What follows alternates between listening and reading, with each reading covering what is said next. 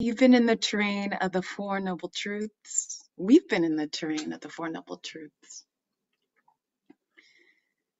And now we're engaging and starting to get a sense of what is this fourth noble truth? Or if we've been engaging with it for a while, just deepening our understanding, our lived experience of this fourth noble truth. I love that Bill and also Venerable Analio frames this last truth as a treatment plan. I just love that framing. It's really beautiful. So the Four Noble Truths, it's said that they're connected to some lived action, that there's some action that we live into with each of the Four Noble Truths. So the first noble truth of dukkha is to be understood, not only intellectually, but in our bones. Yeah. And the second noble truth of craving is to be abandoned. And the third noble truth of coming to the end of suffering, nibbana, is to be realized. And that this fourth noble truth, which consists of this eightfold path, so a list within a list, is to be developed. And it's fascinating that just by virtue of developing the eightfold path, we are gradually coming to understand dukkha, this first noble truth. By giving ourselves over to the development of these 8 path factors, we're gradually, in stages, abandoning craving. And that we're coming into greater degrees of freedom, this third noble truth, just by virtue of developing these 8 factors, this noble eightfold path of the fourth noble truth. So this fourth noble truth, you can think of it as a list, and it is a list, right? But for me, the more I practice, the more it starts to feel like an invitation to live into a way of being, to embody something that's a part of our birthright, to live another way. And it's really helpful to kind of grok, well, what are the factors of the eightfold path?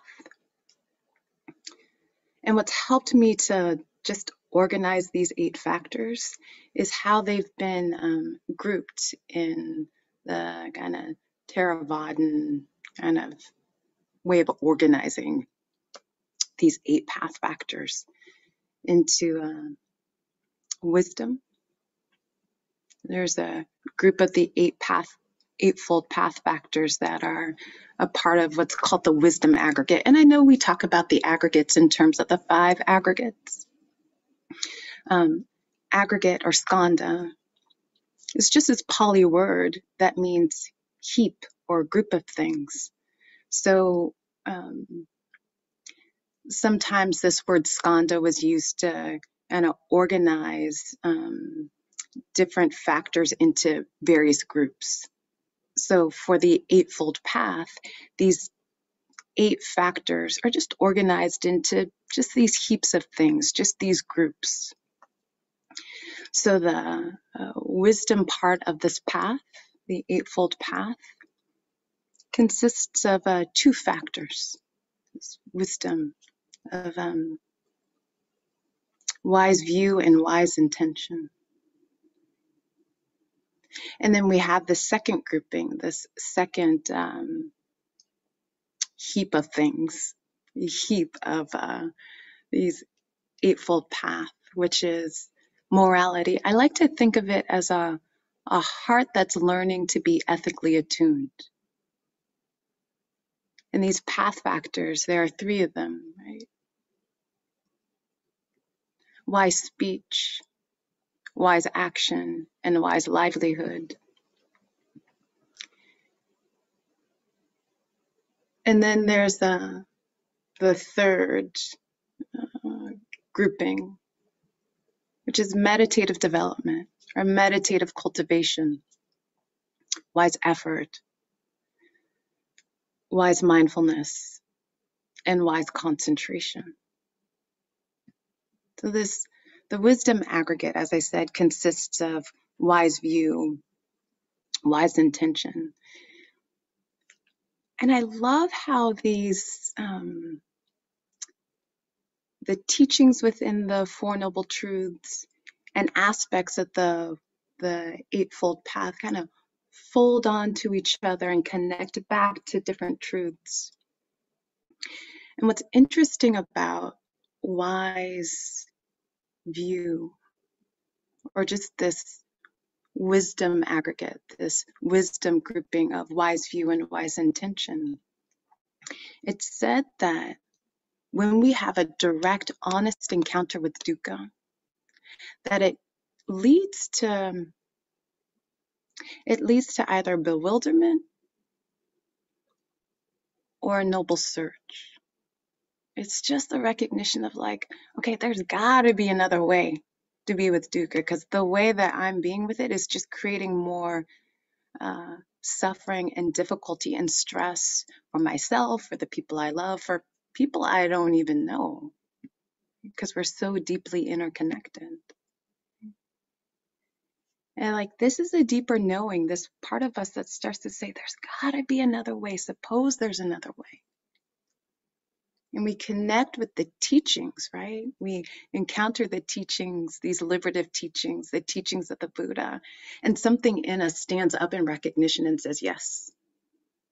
And it may be like, when I first heard these teachings, I was like, I don't quite understand what's going on here, but there is something true and real that is liberative, that's going to help my heart mind release itself from all the ways that I create undue stress for myself and the people that I love. And this is wisdom. This is like an initial appreciation of the teachings, and this initial appreciation of the teachings clarifies and purifies our intentions. And the purification of our intentions starts to imbue our actions, starts to kind of flood into our words, so wise speech, wise actions, and starts to shape the kind of work that we do in the world, wise livelihood. And these two, the wisdom aggregate, the wisdom grouping of wise view, wise intention, and then this morality grouping, these three of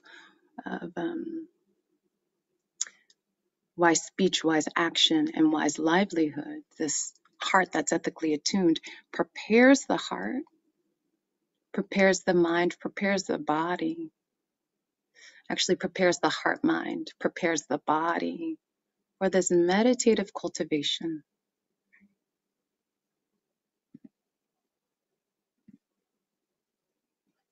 This wise effort. I really love wise effort because it reminds us through wise, through developing a heart that's ethically attuned, we're really turning and troping towards what's wholesome. And through that clarity of like what is wholesome, we can wholeheartedly give ourselves over to wise effort.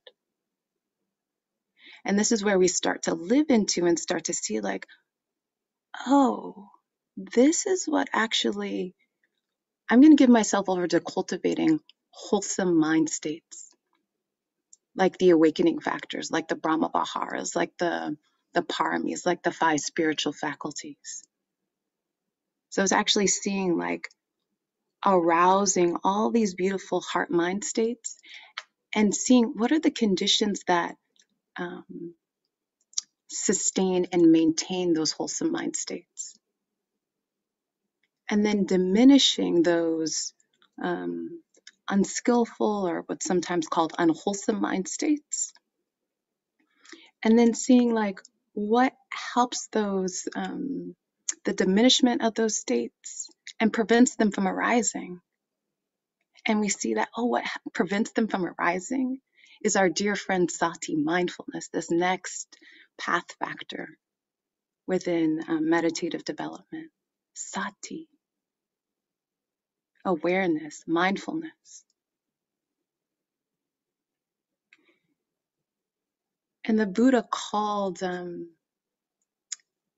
the cultivation of mindfulness through these 4 establishments of mindfulness, the Satipatthanas. He called them a heap of the wholesome. Yeah, beautiful, a heap of the wholesome. He also referred to them as our ancestral domain. Gil Fronsdale talks about it as our native land. These 4 establishments of mindfulness, these 4 areas that help us arouse and mature mindfulness, our native land. Venerable Analayo refers to it as our home turf. Like, yeah, this is my neighborhood. This is my stomping ground. I really love the translation of ancestral home. That turning our attention to the ancestral home of the body, feeling tones, the heart mind in its different states, and really looking at dhammas, how to think of dhammas. We're actually looking at the conditionality that leads to our freedom. In particular, arousing the awakening factors, the 7 awakening factors, and diminishing the hindrances. And through diminishing the hindrances, the Buddha called this an inner bathing, a seclusion of the heart mind in which the hindrances have been completely abandoned or just are in temporary abeyance. Right? So the cultivation of mindfulness through the 4 establishments of mindfulness, resting in our ancestral home, body, feeling tone, heart, mind, and the conditionality around what leads to freedom.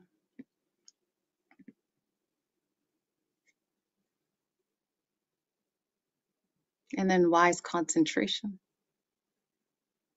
I don't like to think of it as concentration. Don't think of it as concentration. I love the word samadhi. It's just a gathering and collecting of the energies of the heart, mind, and the body that are habitually dispersed. You start to gather them. There's a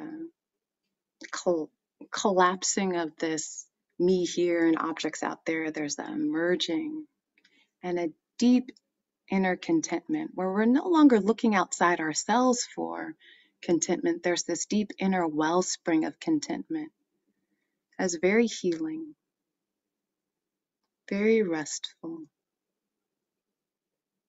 And what makes wise samadhi wise isn't the depth of the samadhi. Jhana is lovely, but it's never experienced a jhana, but I've heard they're lovely. What makes them wise,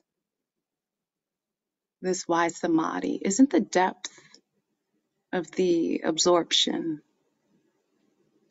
It's the fact that it's being held and imbued with the other 7 path factors that we've been developing. Jhana doesn't free, as the Buddha experienced with his 2 teachers.